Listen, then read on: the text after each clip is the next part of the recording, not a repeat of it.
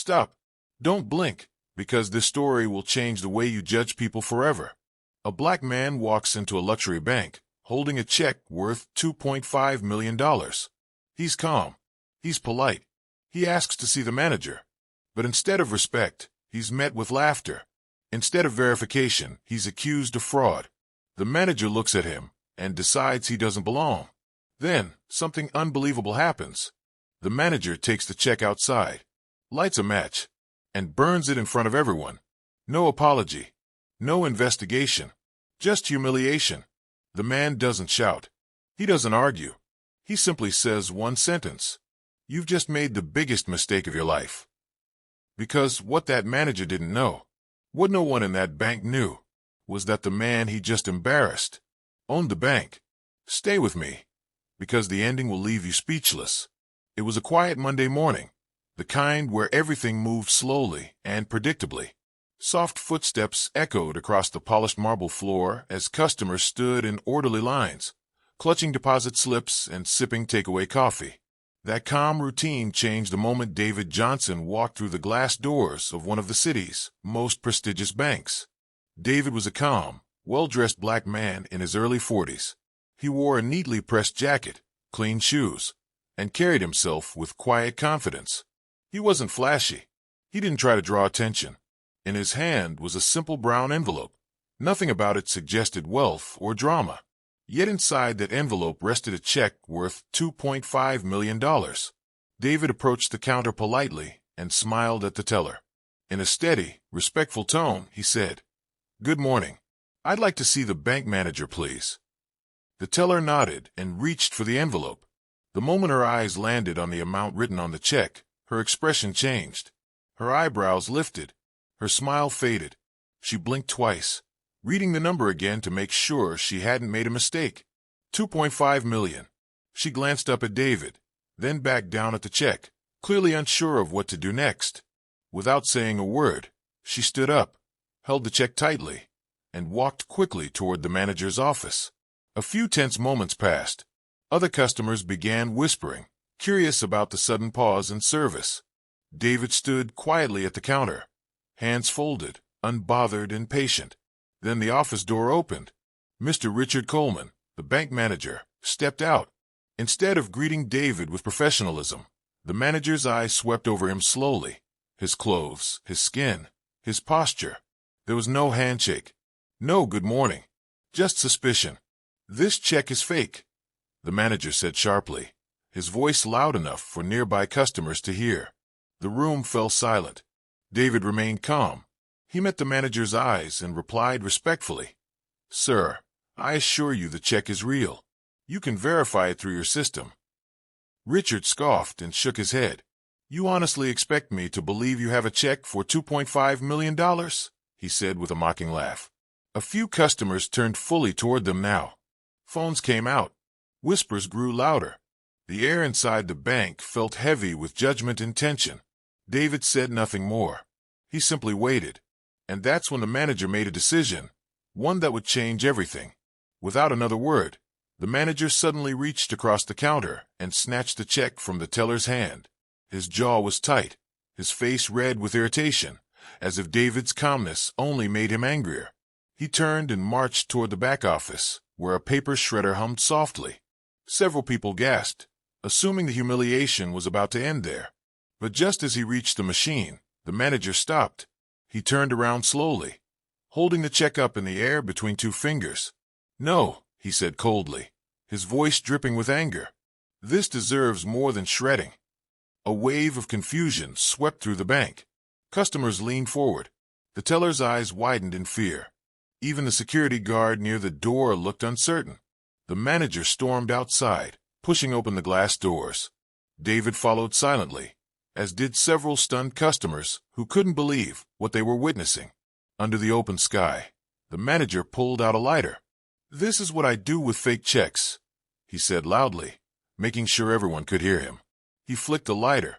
The flame caught instantly. Within seconds, the edges of the check curled and blackened. The fire grew brighter, eating away at the paper that carried $2.5 million in value. Smoke rose into the air as ashes fell to the ground. Gasps erupted from the crowd. Some people covered their mouths. Others shook their heads in disbelief. A few whispered that this had gone too far. David, however, didn't move. He didn't shout. He didn't plead. He didn't show anger or fear. He simply stood there, calm and composed, watching the check burn to ashes.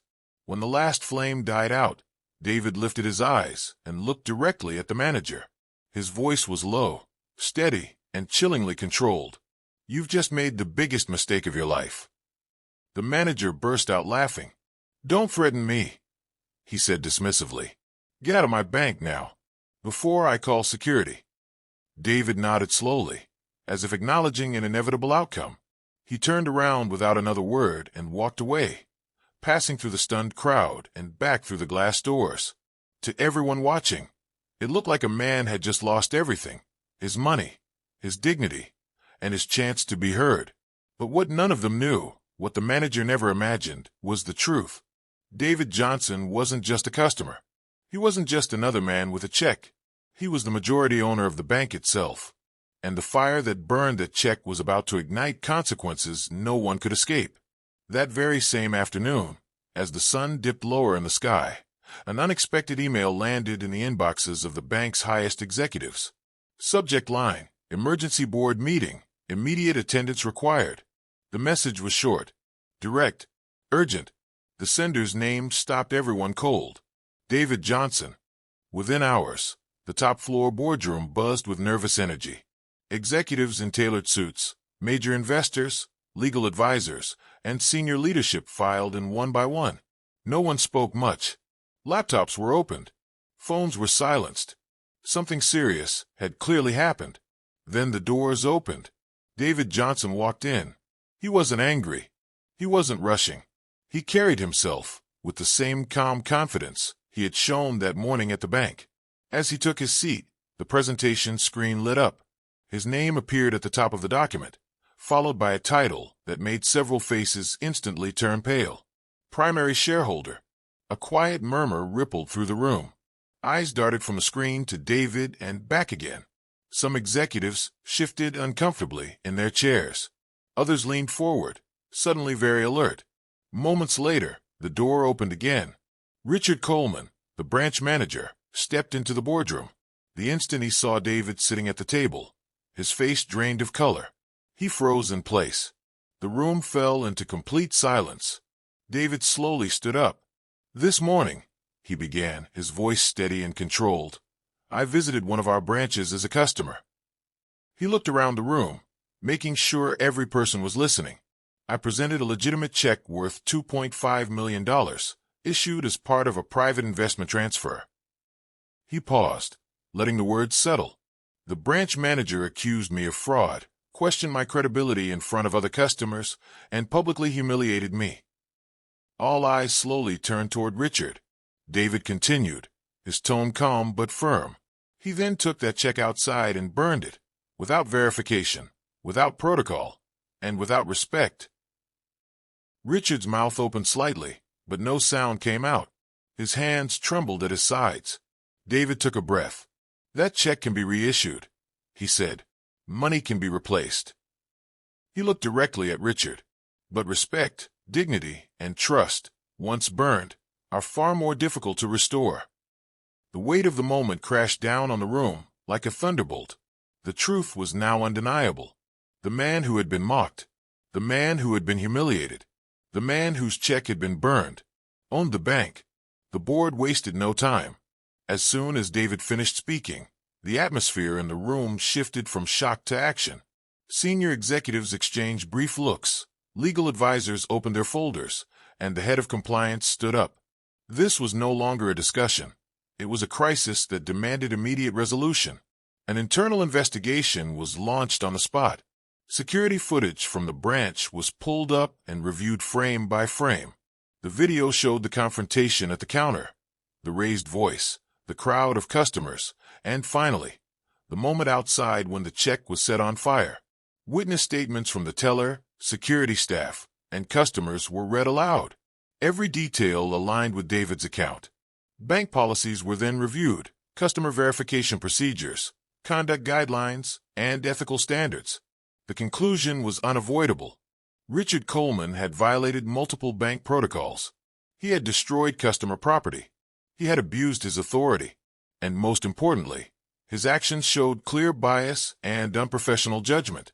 The room was silent as the board chair stood up. "Effective immediately," she announced. "Richard Coleman is terminated from his position." Richard's knees nearly gave out. The decisions continued, one after another, swift and decisive. His banking license would be suspended, pending a full regulatory review. A formal public apology would be issued by the bank, and mandatory ethics and bias training would be implemented across all branches, starting with management and frontline staff. Richard said nothing. There was nothing left to say. Just as the meeting appeared to be ending, David stood once more. "This is not just about me," he said calmly. "This is about every person who walks into a place of power and is judged before they are heard." The room leaned in. No one should be humiliated because of how they look, where they come from, or what others assume about them, David continued. A bank should be a place of trust, not prejudice. He then announced a new initiative, a leadership development program focused on equality, professionalism, and accountability, beginning with frontline employees and extending to executive leadership. Performance reviews would now include conduct and ethical behavior, not just profits. The response was immediate. Board members nodded. Executives voiced their support. The motion passed unanimously. Justice had spoken, not through anger or revenge, but through calm authority and principle. And the message was clear. Power without integrity has no place in leadership. The story spread fast, faster than anyone expected. Within hours, local news outlets began reporting on the shocking incident. By the next morning, national media had picked it up. Headlines flashed across screens, each one more unbelievable than the last. Clips from the bank security cameras surfaced online, and eyewitnesses shared what they had seen. The story was everywhere. Then social media took over. Millions of people watched, commented, and shared the lesson behind the headline. Some were angry. Some were heartbroken. Others felt inspired. Hashtags trended across platforms as people from different backgrounds shared their own experiences of being judged, dismissed, or underestimated. The message was impossible to ignore.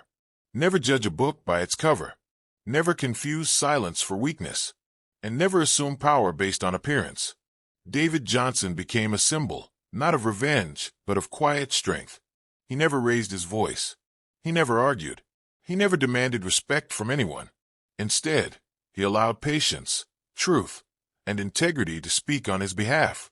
And when the truth finally came out, it spoke louder than anger ever could. The bank, too, learned a hard but necessary lesson.